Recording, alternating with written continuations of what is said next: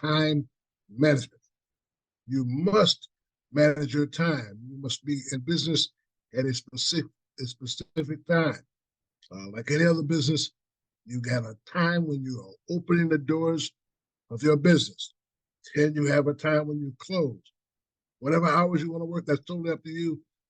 But you do need to have hours that you're dedicating to what you're doing. So we're going to talk about time management today.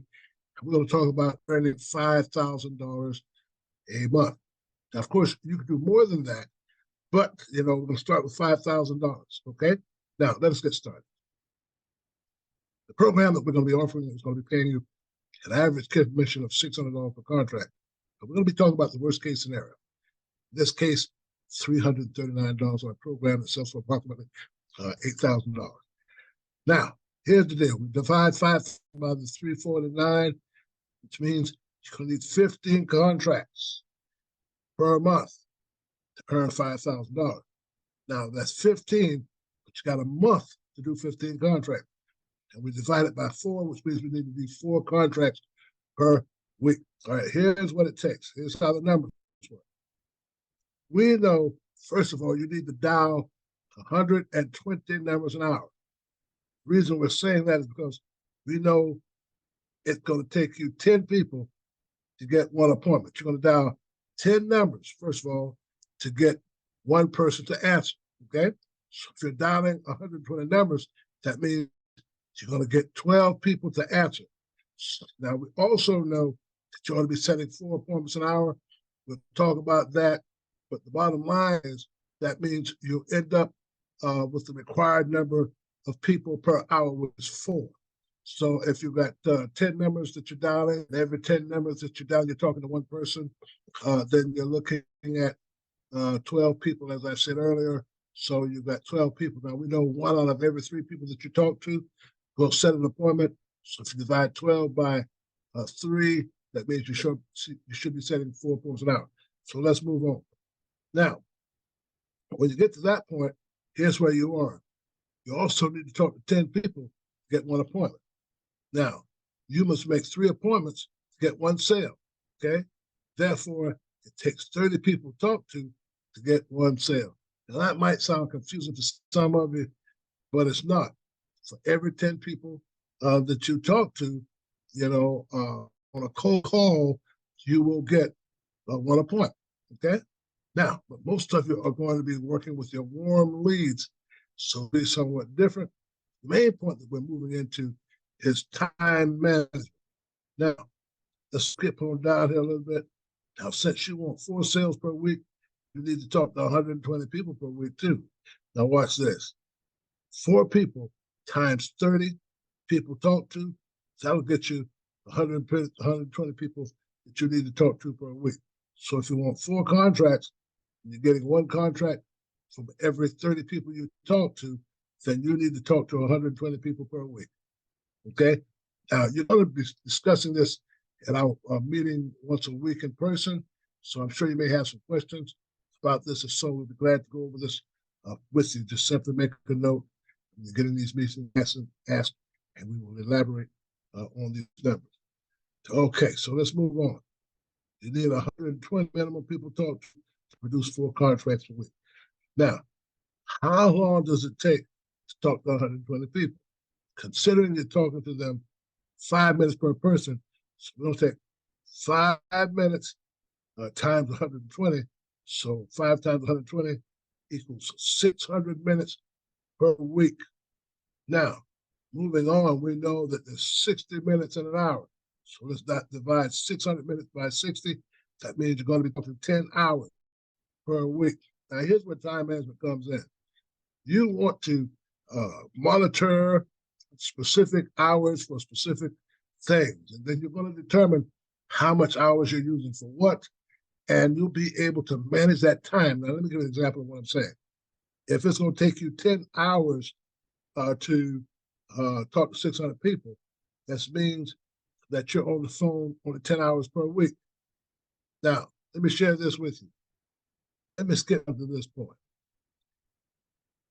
We all get 168 hours in a week. Bill Gates has 168 hours a week. and he uses his time to make billions of dollars. The guy on Skid Row, he spends his 168 hours specializing in being broke. And the way you look at it, what are you doing with that time? So let's cut it up. First of all, let's talk about the number of hours that you're going to sleep per day. Average is 6 hours per day, 7 days a week.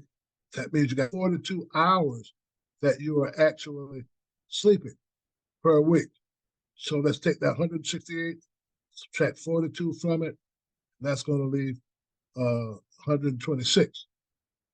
Okay, now let's subtract from that also the 10 hours that you're going to be on the phone. Okay, so subtracting that from 126, that leaves you 116 hours left. Now, those of you making presentations as presenters or as licensed agents, here's what it will take.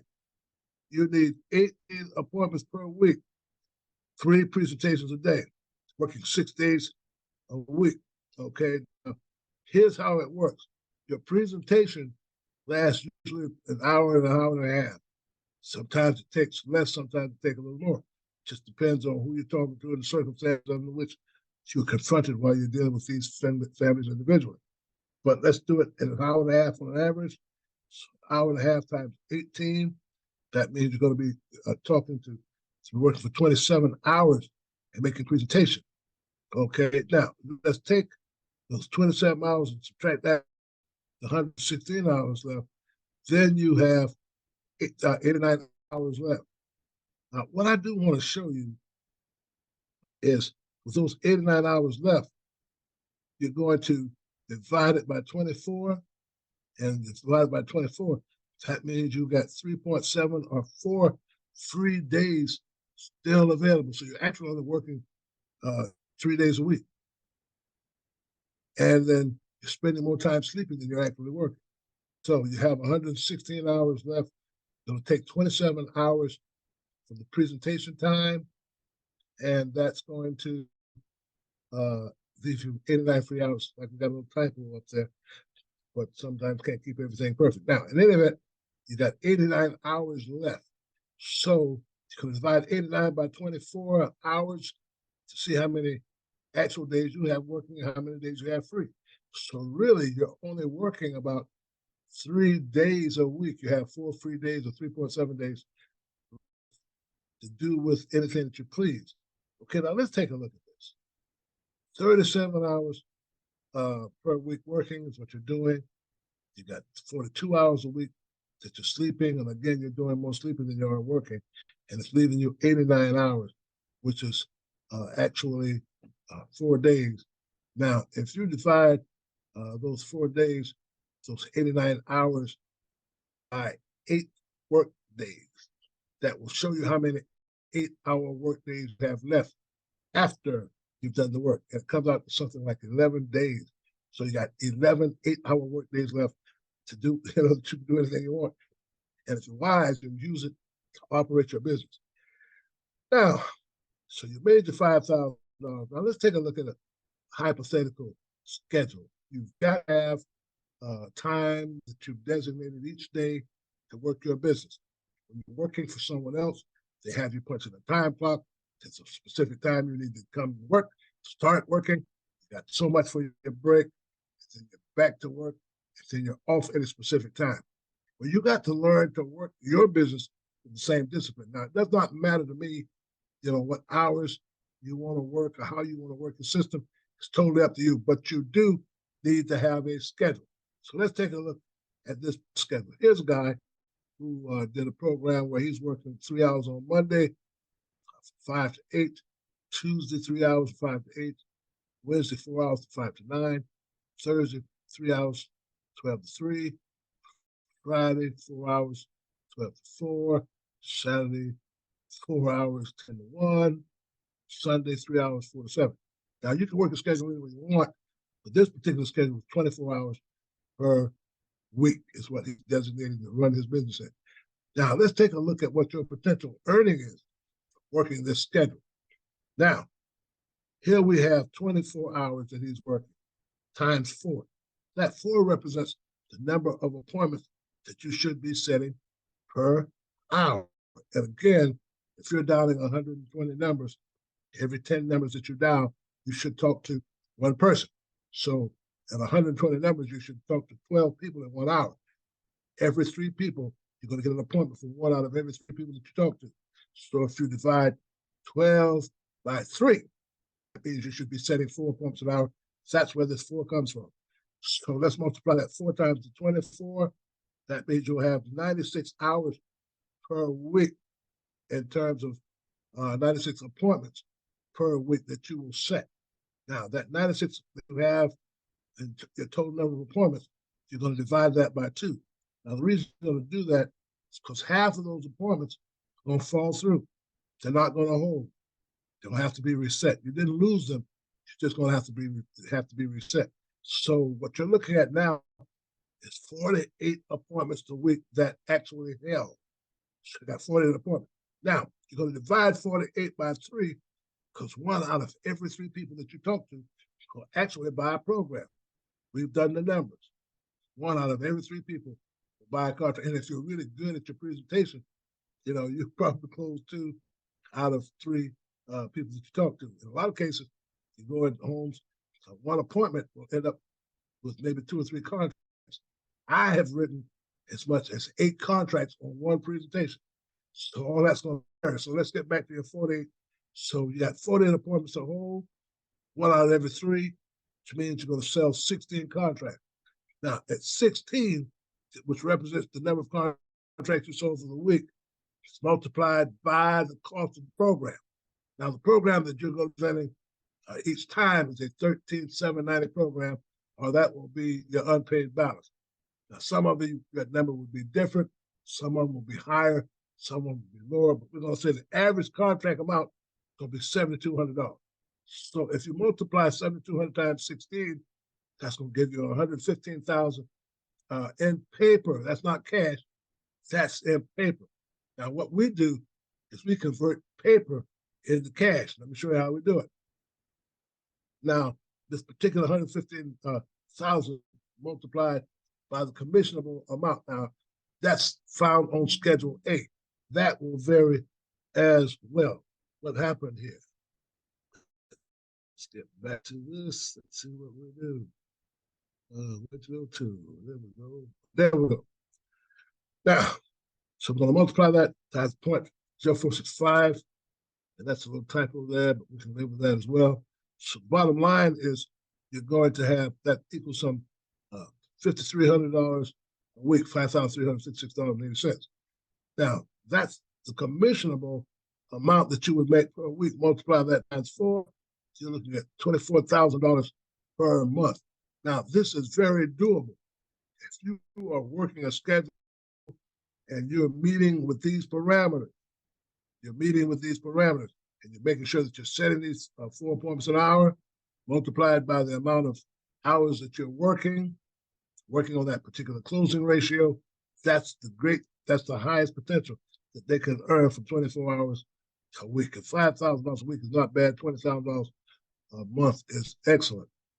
Now, if you're working as an appointment setter will get 25% of the agent's commission, in which case, if their commission is $21,000 a month, then the person who's setting the appointment, they'll be making 25% of that, which is the case is $5,356. Now, one other thing too, if you are a presenter, okay, if you're operating as a presenter, you are talking to the family, you're doing the dummy sheets, and you're figuring the computation on the terms of the payments. It's the only thing you can't do is sign off on the contracts because you're not licensed. Then you will partner with a licensed agent, and then you all will split that commission. Now, when we have these meetings where I will be conducting and you'll be talking with your managers, they can better elaborate on that particular point with you. But the whole idea is this. Most agents want to walk into a house and just say, hey, sign this contract right here and be done with it. Well, that's not always the case. But they like it when they can do something like that. So we've set up a system that will take 3 people to do what 1 agent ought to do. 1 agent ought to be setting their own appointments. They ought to be doing their own contract. I'll be signing off on my own contract. Because of a system that I found to be functional, we got 3 people doing one thing. We got one person doing the thing, doing the work of one agent. So you got the person that's the appointment setter. Their job is to set the appointment. Now we have a different type of motivational system to induce them to actually set their appointment, and we don't talk with them about funerals and death and that kind of thing. We actually have them talking about food, which is covered in another video dealing with the free groceries. But then the second person is actually an appointment setter. They take that appointment, they make the presentation, they go through the paperwork, they computate the monthly payments, and so now they are a presenter. Then they partner with the agent. The agent then contacts the family, has them to sign the various forms that need to be done and sign off as a licensed agent. And at that point, the commission, the program is processed, and then the commission is distributed between those from that's been involved, from the appointment setter, the presenter, and ultimately the agent. Now, the idea that we wanted to cover today was time management. You've got to manage your time, you've got to have a schedule, and you've got to fill out your activity sheet. We have another video on the usage of that video sheet. Now, another thing too is this: if you're going to manage a team of people, you've got to know what's going on with them, and in doing so, that's where you've got to use that activity sheet. With that being said, I think we've covered time management. If you have any questions, write them down, and next time we have a weekly meeting, then we'll be glad to answer those questions for you. Thank you very much.